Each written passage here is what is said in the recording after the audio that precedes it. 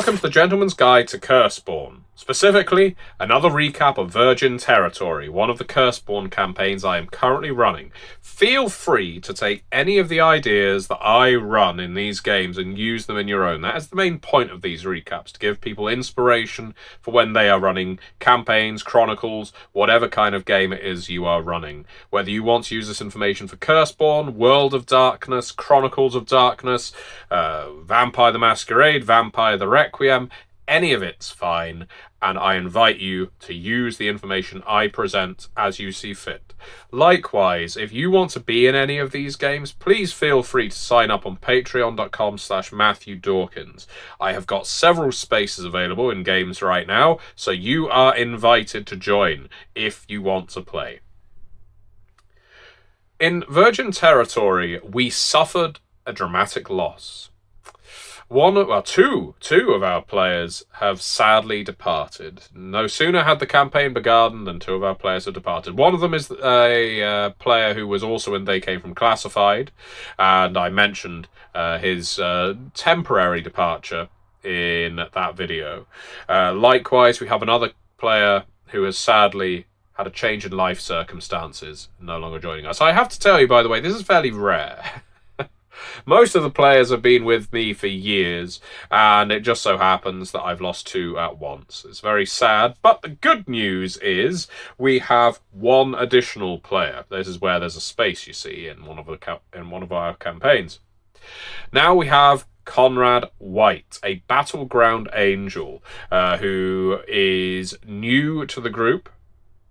Very much a militant in mindset, who treats everything like a clandestine government operation. He's somewhere between investigator and paramilitary. It's very interesting to see how he's played, and he is a great addition to the group. Now, I'll say as an aside right now, a sidebar if you like, that these two players leaving at the same time presented me with something of a quandary. I was only one session in, and then they left. And I thought, do I completely restart the campaign because we've only got two players left who have been with it since the very start, knowing that I had incorporated some elements of the plot into those absent characters' stories, and vice versa. I intended for those characters to be around for that story to roll out. In the end, I decided to stick with the story because I found that Conrad White, our new character, could actually fill the gap that I was seeing where one of the players had left. But also, I came up with a better idea than I had originally. You see, one of the characters, their family had been murdered. This was our dead character in the group. Their family had been murdered by the heir, Hungry, that they're tracking down. Unfortunately, it's that character, that dead character, who is no longer present, one of them. In fact, both of our dead characters are no longer present. And I had that character attached to our missing heir, Tommy Earl, by this means. And I was going to have our other dead character, also now absent, connected to Tommy Earl through criminal enterprise. That can't happen now. But I've come up with a better solution that will hopefully play out during the course of the Chronicle. We shall see. Anyway, we put Conrad directly into the sauna, the steam house, bathhouse scene in place of Hugo, the missing dead character, where they were interviewing J.C. Chevalier. J.C. Chevalier, the owner of the bathhouse, came down to speak with them because Chevalier presumably knows Tommy Earl. He is supposedly a worker at the sauna. Unfortunately, they didn't get a great deal out of him. Between massages and cups of tea, it seems J.C. Chevalier is quite a cagey fellow, unwilling to turn over information regarding his employees. In fact, claiming not to know Tommy Earl at all. They could sense that he was lying, but they couldn't get any more out of him than that, at which point J.C. made his absence. They did, however, speak to a masseuse who was giving them a complimentary massage, Stephanie, who confessed fearfully to Cece that Tommy deals drugs and beats people up. He's a fairly unpleasant individual, and many a person has been on the receiving end of his anger outside of this bathhouse, in the alleys beyond. He apparently collects drugs from the grain pier. So, we have another location to add to our map. Meanwhile, Art, our Arturo, our Eight Hands Primal, he had obtained everything he wanted to from the bathhouse. He was able to obtain in the first session the residence of Tommy Earl, a flop house in the east side of the city, not a place most heirs would live, and was making his way out to a communal area where he could meet up with the rest of the crew. As he did so and was making his way through side streets, he realised he was being followed, almost swallowed up by something following him. He became aware that a symbol of murder, basically a gestalt spirit of many, many dead young men, had basically attached to him and was unprepared to leave. It was haunting him. It was pleased to be in his company, but very easily agitated. Art didn't know where he had picked this thing up, why it was attached to him. He has a fair amount of blood on his hands, admittedly. What it was going to do, but immediately Art was having to get in touch with his contacts to see if he could find someone to basically exorcise this spirit. Now, I can tell you, viewers, that a place between the bathhouse and where Art realised that the symbol of murder was attached to him is basically where the victims of this murder are. All of these spirits have come together because they've all been killed and their deaths are unsolved, and they attach themselves to one of the accursed as they were passing through. It's a part of being accursed that supernatural phenomena will gravitate toward you, and in the case of Art, he happens to have passed by a mass murder site or a serial killer's lair.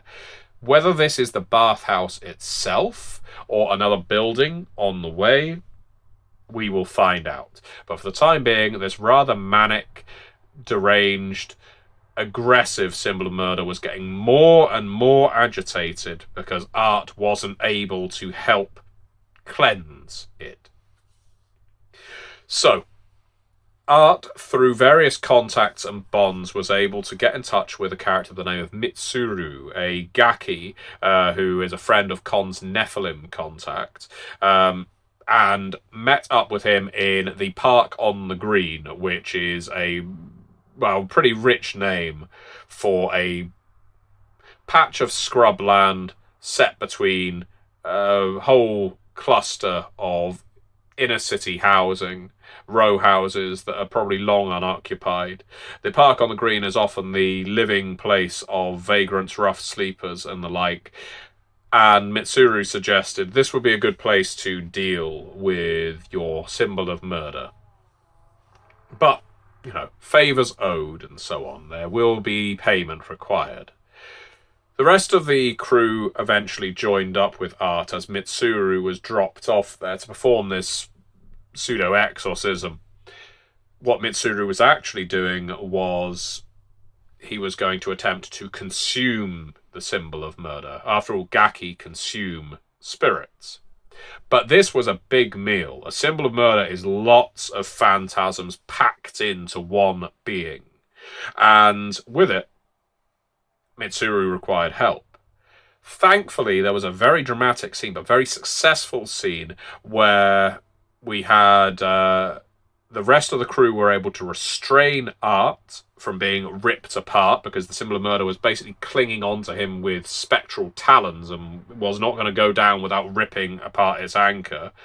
And also the use of a silver dagger that could be used to sever this thing's astral connection to Art. Mitsuru swallowed and, satisfied, fed now for probably a good week, if not more, said to the others, "I came here with the intention that you would owe me for my service, but this meal, the knowledge I can obtain from it, the satisfaction from devouring it, no. Now, I owe you a small favour, just a small favour, for giving me this meal. And he said to Cece that he would like to go into business with her on the renovation of the city's oldest morgue, something that the heirs and Gaki might work in concert on. A question I've seen on the Curseborne Discord is, can different hungry share the same meal? Absolutely. An Iscariot can eat the flesh while an heir eats the heart, and a Gaki consumes the troubled phantasm of the person who's just been consumed alive. That is perfectly possible. So they added Mitsuru to their character sheets because he is now a connection for all of them. The crew decided they would visit the home registered to Tommy Earl on the Bathhouse records, 331B Juniper Way, a place in the inner city which, as mentioned before, a flop house. No one would choose to live in a place like this, let alone an heir. Con was able to discover there a hoarder's flat, basically. The residence did not look like it had been lived in for quite some time. It was absolutely stacked with magazines, with debris, with Tupperware, with empty meal cartons, a lot of random shit, basically. And discovered under a mountain of all this stuff a body. The odour of the rotting corpse hit him immediately upon breaking and entering into the place, but it took a while for him to find it. A couple of legs, and it was just a couple of legs sticking out from beneath a mountain of where this pile of magazines had collapsed on it.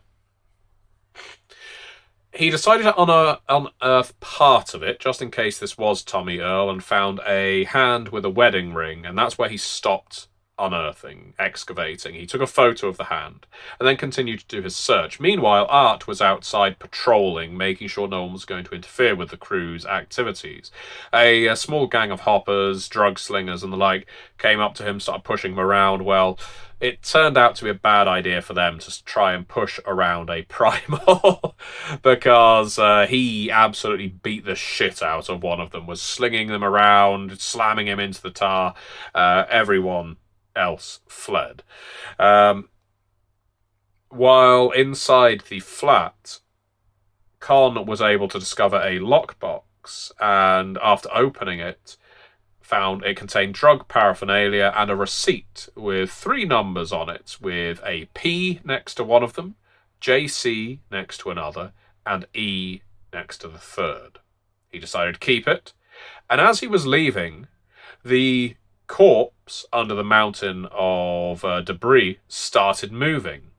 But, and this was something I had taken into account, I thought, if they completely unearth the body, this is where a ravenous and fast zombie flesh eater was going to burst to its feet and charge at whoever was present. As Con decided to leave it mostly entombed, it was just spasming wildly and could do very little about it. Con decided that the best course of action would be to set fire to this entire flat. It would destroy the zombie, and what's more, Con was very acutely aware that this entire place was swiftly becoming a shattered space. It was gestating into a